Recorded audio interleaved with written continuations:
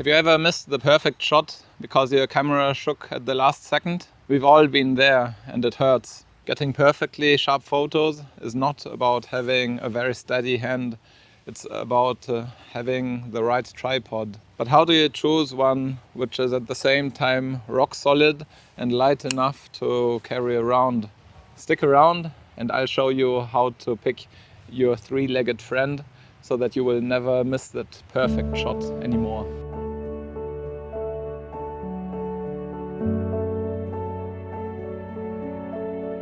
Let me take you back to the beginning of my landscape photography adventures.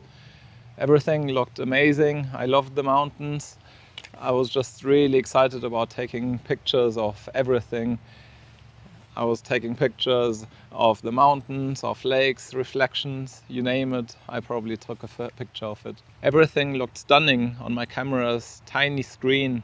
But when I uploaded the photos into my computer and looked at them at full size, I realized that they were all shaky and I could not use any of them. The reason for that was because I had not yet invested in a good and sturdy tripod. So today I'm going to tell you my experience about tripods so that you don't have to make the same mistakes that I did in the past. So first things first, let's dig into the reasons why you need a sturdy tripod. If you're anything like me and you love capturing landscapes, then you often take pictures in less than ideal lighting conditions. With that I mean it's pretty low light, it's a little bit dark maybe. For example, early morning or late afternoons. These moments are often perfect for landscape photography. It's magical light. Your camera will need a slow shutter speed for taking these photos. Now don't get me wrong, the image stabilization in modern mirrorless cameras is amazing. But it's not enough to get razor-sharp images in low-light conditions, especially if you intend to print your photos at some point. Now you might ask, but what if I have super steady hands?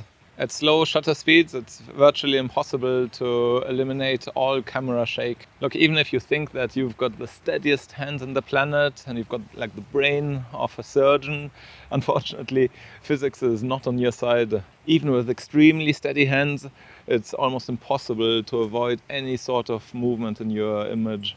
And since we're taking pictures of these amazing landscapes and we hopefully want to print them at some point, we are really aiming for perfection in our image files to start with.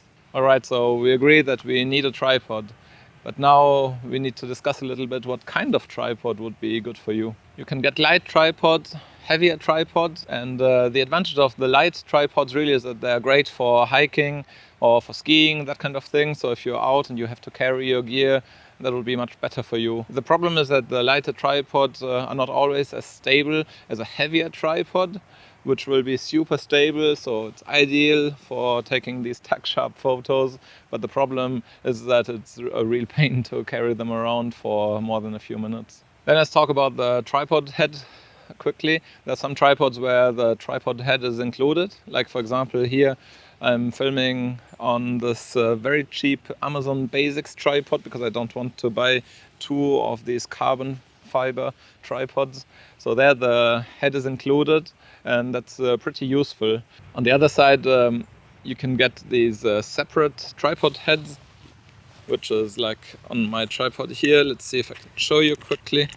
Look, I can take it off.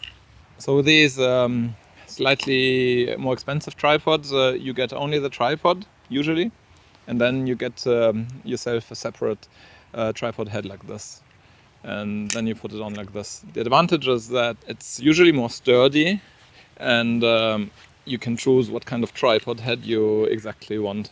Like here, for example, I've got something called a tripod ball head, which is quite practical. Then there are different types of locks between the elements. You've got the twist locks, which is like this one here.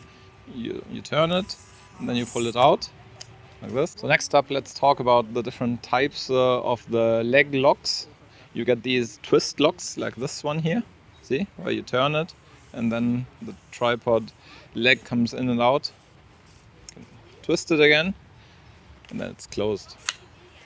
And there are flip locks like on my Amazon Basics tripod here, where you just open it like this, here, and then it goes up and down.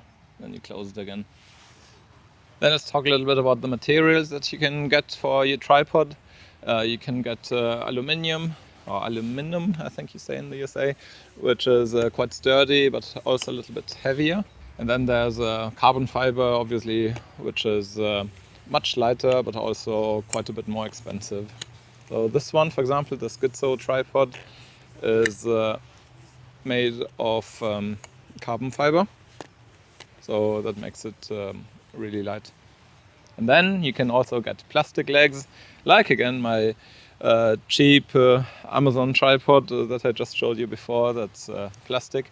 Actually, don't discount it completely. It can be quite practical because it's light. It's not the sturdiest, so you wouldn't want to maybe use it for taking the best landscape photos. But right here, I've got this GoPro on, and it can be a start. The advantage is that it makes it much cheaper. Okay, so now you got yourself a tripod. Where do we go from here? Let's try to make the most of it. Here, let's show you this. You've got something which is quite interesting in the middle. It's like a hook where you can put weights on. Let's imagine you're somewhere on a mountain, the wind is really stormy, your tripod is still feeling a little bit shaky. So what you can do is either you get a bag full of stones, or your rucksack or your camera bag or something similar, and you attach it down here on this hook. I don't know if you can see it here. Like in most tripods have got some sort of hook like this. I'm just looking at my Amazon Basics tripod. It's got this plastic hook here.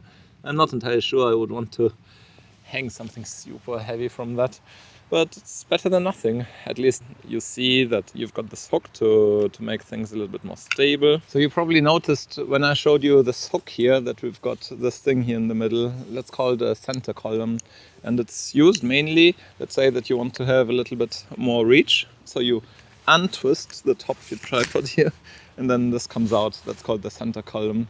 But personally, I would advise you not to use it if you can avoid it, because as you can see, it's very long and thin, and if there's just a little bit of wind, see, it's going to create vibrations, and you're going to see it in your images.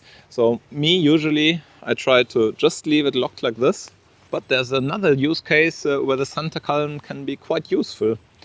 You can take it out and put your camera upside down. That way you get really close to the ground. Let me show you. So on my tripod I have to unscrew this bottom hook first. Comes out like this. Then I open the lock for the center column. Comes out like this. You put it back inside like this. Then I lock it at the top again. Look at that.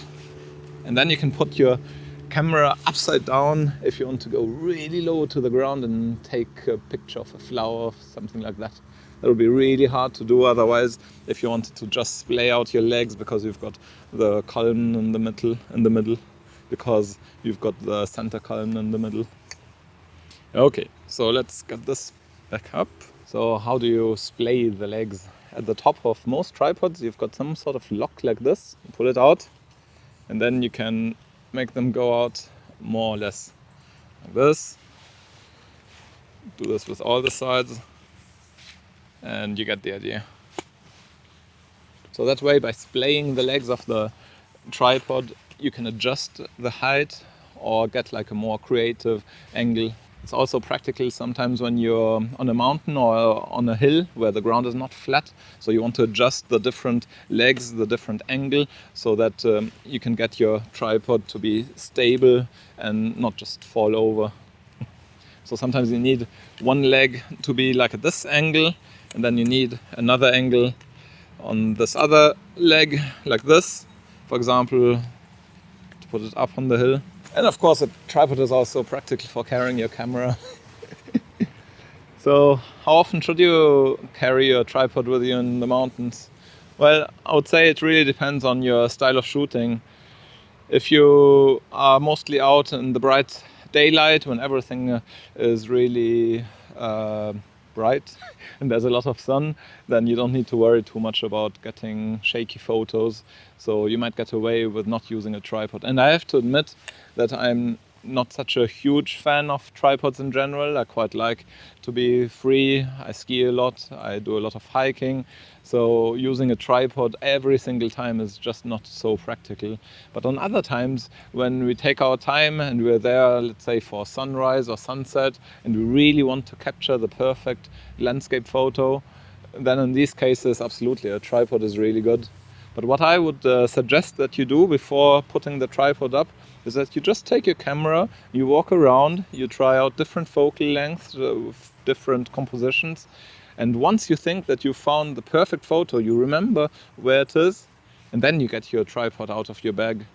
Because if you put up your tripod straight away and put on your camera, then it's much harder to walk around and find a good composition. So, oh, a squirrel.